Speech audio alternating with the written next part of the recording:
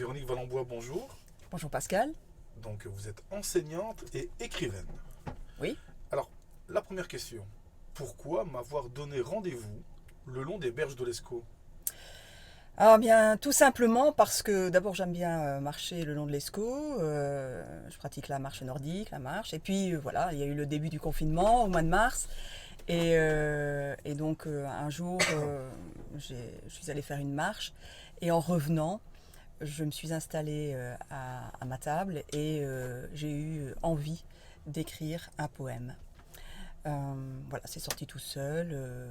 Et puis après, je l'ai enregistré parce qu'avec ma voisine m'avait proposé de réaliser l'hommage du 20h pour le personnel soignant avec mes voisins. Et donc j'ai lancé l'affaire, j'étais mettre dans les boîtes aux lettres, j'étais voir les voisins. Et puis le soir, je mettais la musique, on chantait. Et un jour, j'ai diffusé mon poème, le poème que j'avais enregistré. Et les voisins ont été conquis par mon écriture et ils m'ont dit ah là là, demain encore un poème. Et puis petit à petit, ils ont eu également, ils m'ont dit que ce serait bien de le publier.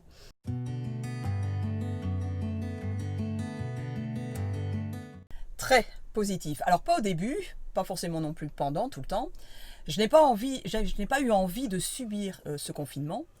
Et donc, dès le départ, je me suis dit, ben, je vais participer, je vais faire des activités, je vais me bouger. C'est ce que j'ai fait. Sans le vouloir, sans le vouloir vraiment, j'ai écrit parce qu'il y avait des choses qui venaient. Et puis, le confinement, ça a été aussi un repli sur soi. Repli sur soi, voulant dire que on repense un petit peu à son passé, à son vécu, et pas forcément les belles choses. Et donc, il y a pas mal d'événements qui étaient peut-être douloureux, qui sont revenus à la surface à ce moment-là. Et je les ai vécus, alors parfois difficilement, d'autres beaucoup plus facilement. Et puis je marchais, je voyais mes voisins, et plus particulièrement une chez qui je me suis rendue tous les jours. C'était une dame que je croisais tout simplement. Et puis depuis le début du confinement, je suis allée tous les jours chez elle et il y a une complicité qui s'est créée. Et c'est elle aussi qui m'a boostée et qui m'a dit ouais, c'est très bien de rédiger, d'écrire ton recueil de poèmes, mais tu dois écrire un roman, tu dois écrire un roman, tu dois écrire un roman. Et donc, parce qu'elle avait vu des écrits et qu'elle trouvait que c'était intéressant, qu'il fallait aller au-delà de ça. Donc après, eh bien, je lui ai dit oui, mais je vais d'abord terminer mon recueil de poèmes. Et je dois dire que je n'avais pas tout à fait terminé quand j'ai commencé à écrire ce faux roman, cette fausse autobiographie. Et le faux roman, comme je le dis, parce que c'est un ami qui m'a dit ça m'allait bien, parce que comme j'aime le surréalisme à la Magritte, j'ai adoré cette expression. Et c'est vrai que ça ressemblait bien à ça. Alors c'est pas un roman qui est assez long, mais qui reflète bien ce que j'avais envie de dire à ce moment-là.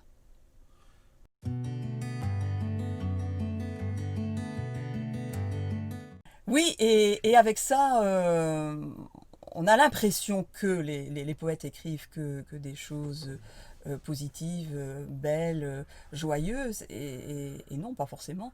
Moi, enfin, je peux penser à pas mal de poètes connus qui ont écrit aussi des poèmes qui étaient plutôt négatifs, sombres, et pourtant ce sont de très beaux poèmes, et de toute façon, dans la douleur, il y a aussi de l'amour, et puis si ça devait sortir comme ça, eh bien voilà, j'ai dû à un moment donné où j'avais envie, où c'est venu comme ça.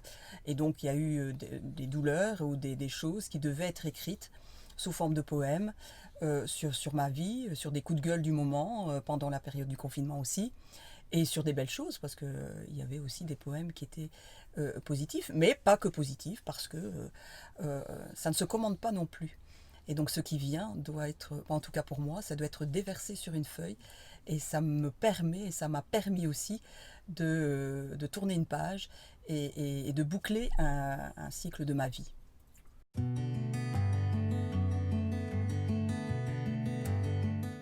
La nature, c'est quelque chose de merveilleux parce que ça me permet de me ressourcer. Et donc, j'ai deux sortes de marches. Je pratique la marche nordique, ce qui me permet d'effectuer une marche beaucoup plus rapide, dynamique. Ça, c'est quand j'ai trop de vapeur en moi et que je dois tout dégager. Et puis, il y a l'autre marche, la marche plutôt relaxante, plutôt de méditation. Et là, je prends le temps de regarder la nature, de l'apprécier pour sa beauté, autant pour un arbre sans feuilles. C'est magique, c'est merveilleux. Et pourtant, bien souvent, quand on marche, on ne regarde pas forcément ce qu'il y a autour de soi. Et moi, ça m'anime. Et quand je reviens généralement d'une marche, j'ai ce besoin de m'asseoir encore une fois à ma table et d'écrire. Et voilà, ça sort tout seul et ça vient. Et voilà, c'est merveilleux.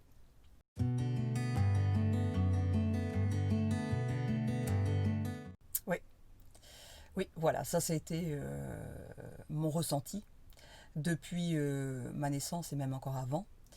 Et donc, ça m'a poursuivi toute ma vie. Donc voilà, avec des périodes plus difficiles que d'autres, et tout ça c'est raconté. Alors, fausse autobiographie, parce que j'avais pas envie de m'investir autrement.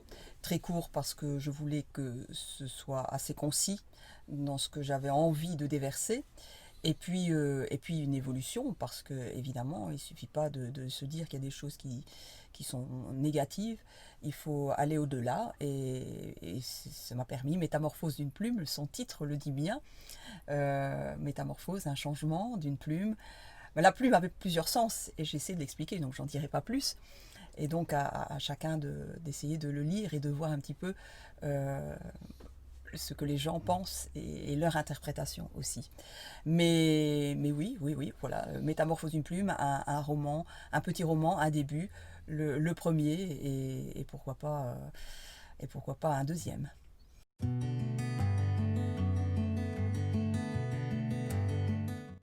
Voilà, c'était effectivement la voisine de chez mes parents, et c'était une dame âgée, ma grand-mère par adoption, comme je le dis. Il y a un poème sur elle, et puis après j'explique aussi dans le roman, parce qu'elle était avant-gardiste, parce que c'était une femme battante qui a eu un vécu assez exceptionnel aussi, je trouve.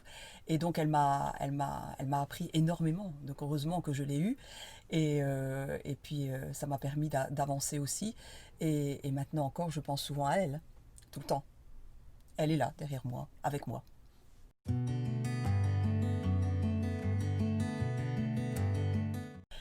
Si, bien sûr, ils sont au courant, ils l'ont été très très vite. Et puis, je leur ai parlé un petit peu du processus de l'édition aussi, hein, de l'écriture jusqu'à l'édition et la publication. Et donc, j'ai décidé avec eux que ce serait aussi un projet de classe.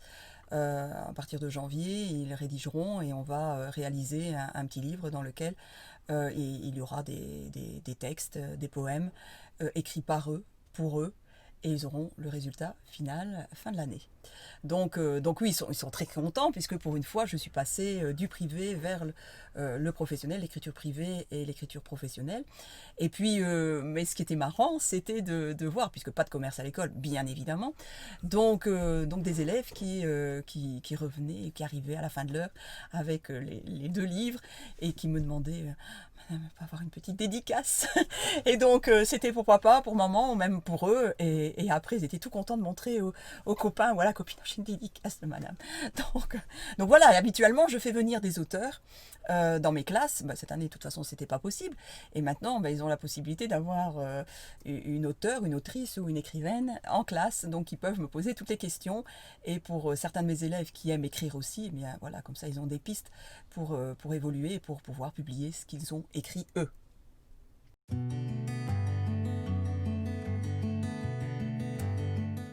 Alors serrer mes proches, mes amis, pouvoir recevoir aussi de l'affection en donner.